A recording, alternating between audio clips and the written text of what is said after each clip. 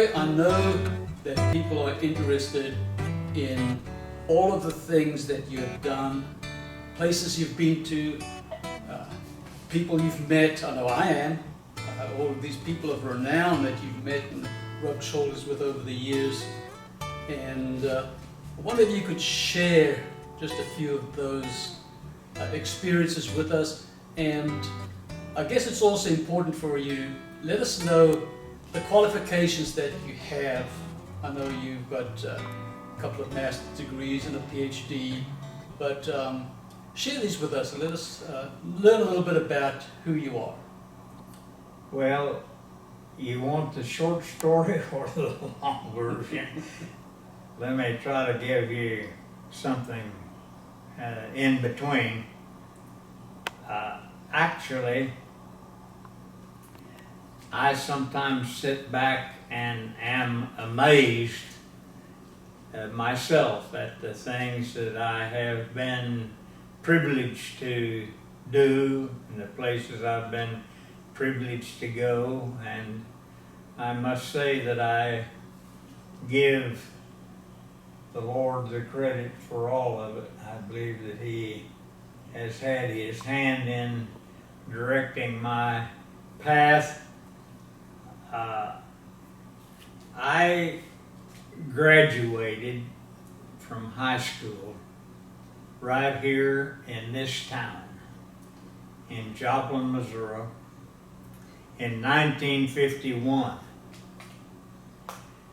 and went immediately to military academy at Oklahoma Military Academy and planned on being a professional soldier, but wound up at Phillips University in Enid, Oklahoma, which no longer exists, and I got my first bachelor's degree there in Phillips University, and went immediately into the ministry. I had no intentions of doing it. It was just something that kind of happened because I was invited to speak at this little congregation as a preaching point, and we did so well there that another congregation asked us to come and to speak for them, and we did so good there that another congregation asked me to come and speak for them, and in 1960 I wound up in Lovington, New Mexico at the congregation there. I never had any intentions of ever going back to school. I'd had enough of school, enough of education, I thought, and I never had any intentions of going back. But while I was in Lovington, New Mexico, an interesting thing happened. The oil business just cratered, and the whole town was built on the oil business. And as a result, we lost dozens and dozens of people from the congregation in just a short period of time, and that left me with almost nothing to do. And I had a friend of mine who was a pastor of a church in Portales, New Mexico, some 88 miles away. And he called me on the telephone. He said, "Roy, would you like to go back to school and finish a master's degree?" He said, "They've got a special program here at this university where you can go 1 day a week, and if you've got a 3-hour course, go 3 hours to 6 hours, 6 hours, whatever. But in 1 day a week, you can work on a master's degree." And I decided, well, I haven't got anything else to do, so I'll just go. And this, it just shows you how that from the very beginning of what I would say my career, if you will, that the Lord has had His hand at guiding all of the way. Because when I enrolled at Eastern New Mexico University in the Department of Religion and Anthropology, the guy who was the head of the program was a Jew by the name of Eckstein. And Dr. Eckstein was the son of an Orthodox rabbi. And he had a perspective on the biblical text that I had never seen before. And he got to talking about the Hebrew background and about the Jewish background, and he lit a fire, so to speak, down inside of me that had not been there heretofore. And I got such an interest in the biblical text and in study that the first semester I took 6 hours, and the next semester I went 9 hours, and the next semester I went 10 hours, and the next semester I went 12 hours. And I finished my first master's degree at Eastern New Mexico University in religion and anthropology in 2 years. So in 1966, I had finished my first master's degree. Now, to give you a little background on all that, when I was in Oklahoma, I had a young man in the congregation there by the name of David Bivin. And David was very inquisitive, studious young man, and he would come over to our house and stay sometimes to 2 and 3 o'clock in the morning with he and I discussing certain aspects of the biblical text. And as a senior in high school, he won a Rotary Foundation scholarship to study anywhere he wanted to at any university in the world. And he chose the Hebrew University in Jerusalem. So, in the early 60s, he wound up at the Hebrew University in Jerusalem. In 1966, I had finished my first master's degree in religion and archaeology.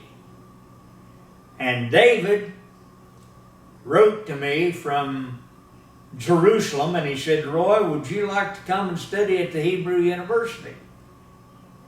He said, "If you'll come and study at Hebrew University, you can live here with me, and the lady that owns the house, they'll do the cooking for us, and you can go to Hebrew University, and they teach you classes in English."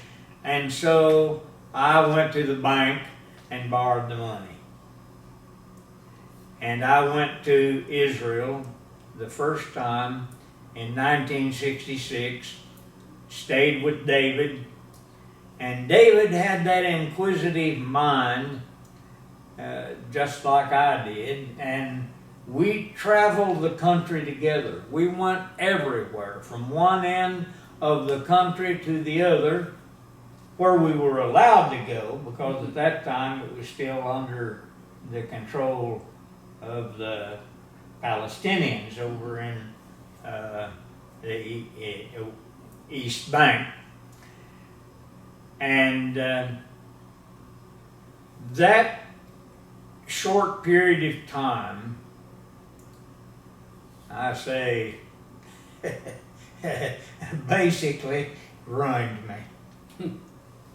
Because in less than 3 months' time, I realized that everything that I had learned, all of the time that I was in undergraduate school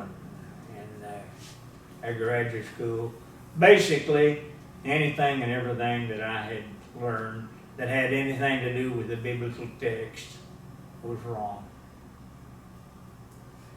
And I came back from Israel with a renewed desire for biblical study.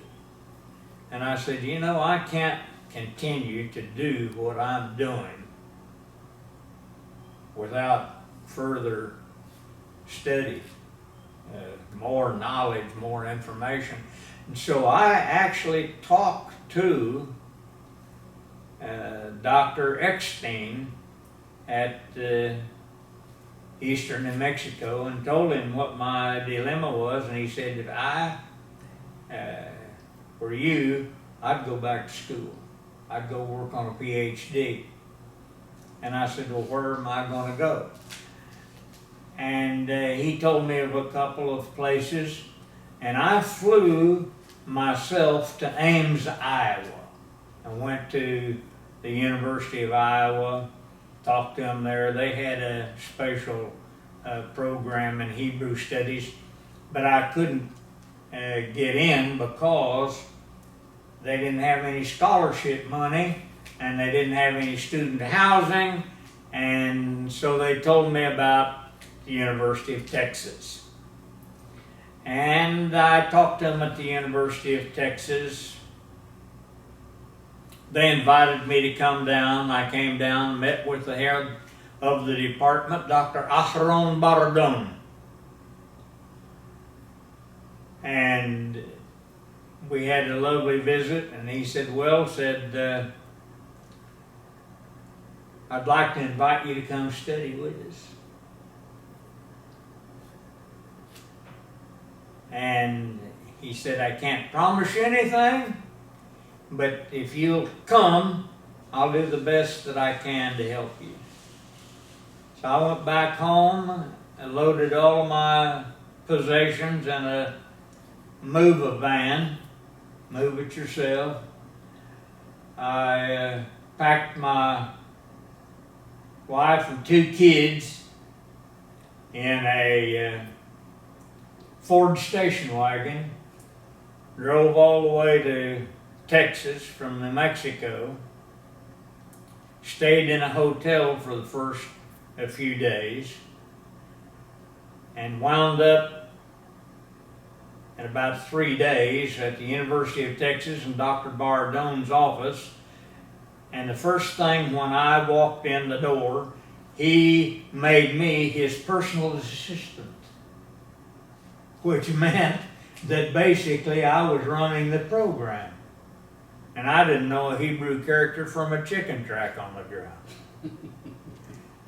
But he forced me to learn Hebrew. I started in a special intensive study program where you cover 2 years of the language in 12 weeks. He would take me out to the lake so his kids could play, and he'd set me on the bank and drill me on the conjugation of Hebrew verbs. That was my entertainment. But in that short period of time, I was able to go ahead and finish another master's degree in Hebrew studies, and then go on into my work at the university on my PhD, and finish my PhD at the university. Taught there for 5 years, and that opened all kinds of doors, not just for study, but for all kinds of opportunities. As a result, I was invited to do a series of television programs, which I did for a company that was owned by Pat Boone.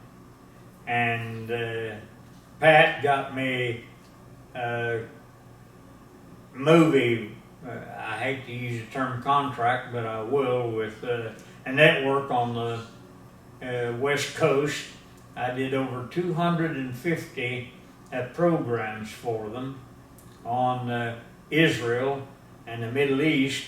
And in the meantime, I was going back to Israel. Dr. Bardone had me go back in 1968 after the Six-Day War to excavate with one of his colleagues that happened to be the top archaeologist in Israel, Professor Benjamin Mazar.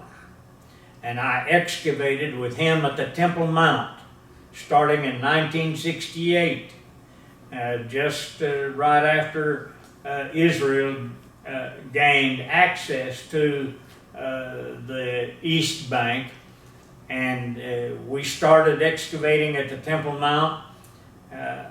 I was there on a site for quite a number of seasons, excavating all of the way down to the marble street of Herod that ran along the southern wall of the Temple Mount. Then we moved over into the area of the Ophel, excavated down to the monumental staircase at the southern wall of the Temple Mount. I had the opportunity to excavate in what was the ritual immersion bath complex there at the southern wall of the temple monumental staircase. Excavated with Professor Mazar until the excavations wound down there. And then he said, I'd like for you to excavate with my nephew, Amichai Mazar, who was excavating at an archaeological site that Professor Mazar had previously excavated back in the 50s, where they found a Philistine temple. And so I started excavating with his nephew, Professor Amichai Mazar, who at that time was the head of the department archaeology at the Hebrew University in Jerusalem. And he and I excavated together for quite a number of seasons at a unique archaeological site. The Temple Mount, and not the Temple Mount, but the Philistine temple located on the outskirts of Tel Aviv on the Yarkon River. Started there with him in 1973. And the interesting thing about it is that the finds, the artifacts that we found were so unique that no one had ever seen anything like them before. And they're in a special museum even until this day, on site at Tel Kasil. And it tells us something about why God would have commanded the children of Israel to annihilate the Canaanites. Because of the nature of their worship, how they worshiped. We even found an image of the goddess at the temple. We found all kinds of unique artifacts, and so unique, by the way, that every week General Moshe Dayan, you remember the very famous Israeli general, had the patch over his eye. He would come to the archaeological site to see what we had found, because what we were finding was so unique. And he was an amateur archaeologist in and of himself. And we developed not just a close personal relationship, because he was in so much of a different place than I was, but we developed a friendship to the point that he was giving me some of the artifacts that he had with his signature on them. He would sign them for me, and as I would take groups of students from year to year over, he would make some of the artifacts that he had available for the participants in the tour, and it developed into quite a relationship with him, with one of his colleagues who was the director of the museum system there, Mordecai Megiddo, and of course Amichai Mazar, and it opened all kinds of doors for me in the area of archaeology in Israel, but at the same time I had the connection with David Biven, who was still studying in Israel. He never did ever go home. He's still in Israel. He and I have written books together, but he became one of the head scholars in Israel, studying the language of Jesus, the Hebrew culture from the time of Jesus in the first century. And he introduced me to some of the top scholars in the field of religious studies.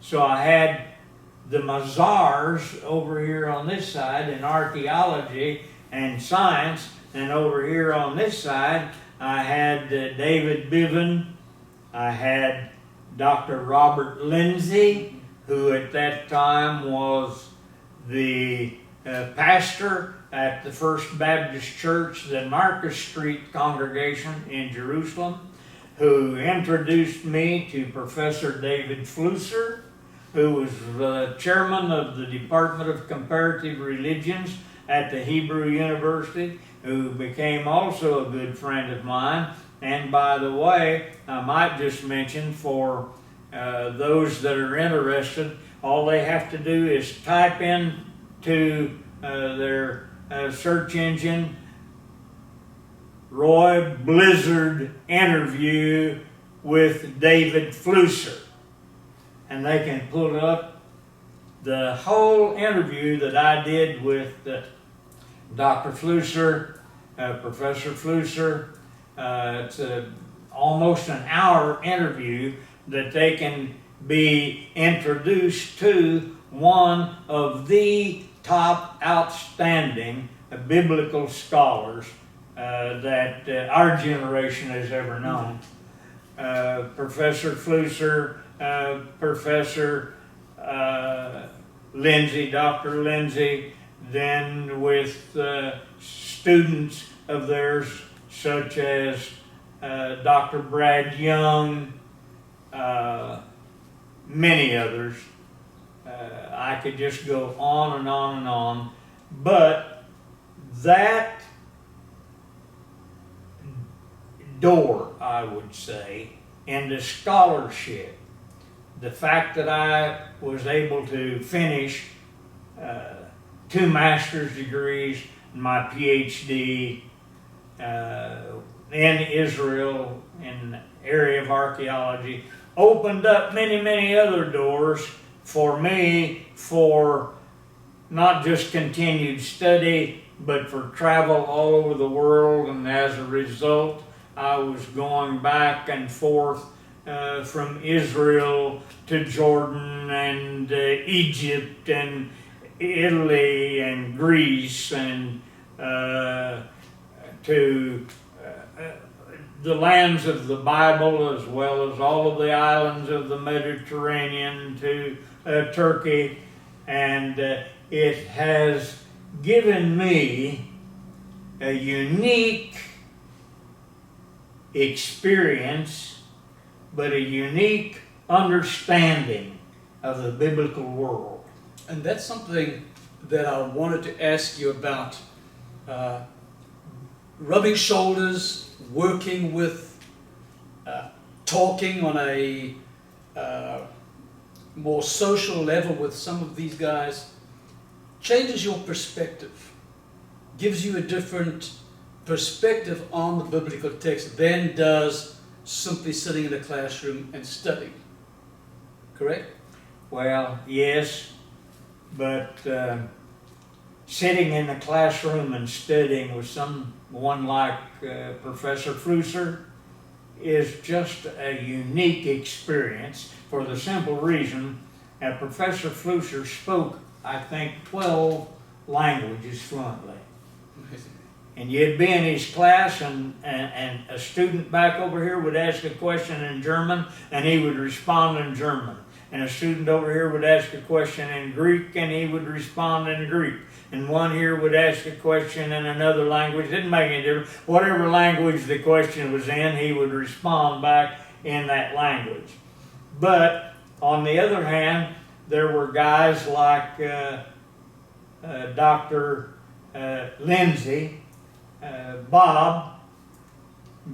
We became close personal friends. And we used to travel the country together, giving lectures. And a lot of people do not know, but Bob had a wooden leg. He lost one of his legs when he was carrying a young Arab boy across no man's land in Israel back when it was still part of Jordan, and he stepped on a landmine, blew his leg off. So he had a wooden leg, and we'd lecture together and stay together in the same room. And it was interesting, funny, of an evening, Bob got ready to go to bed, he'd take his leg off and put it under the bed. So he didn't know where it was at. But just things like that, and knowing people like Dr. Lindsay, these guys were the top biblical scholars of their day. Mm-hmm. And to have that kind of experience and be able to bring and to draw on that knowledge just gives you a whole new perspective on the biblical text. It did me, and I still value highly and cherish their association and their friendship and their knowledge and their scholarship, and I still draw on it until today. Well, it's that unique perspective that you have gained over the years that we want to draw on with this series of interviews with you. And I know that anyone watching these broadcasts are going to benefit from your relationships and from your experience and from your studies. So thank you so much for sharing that with us.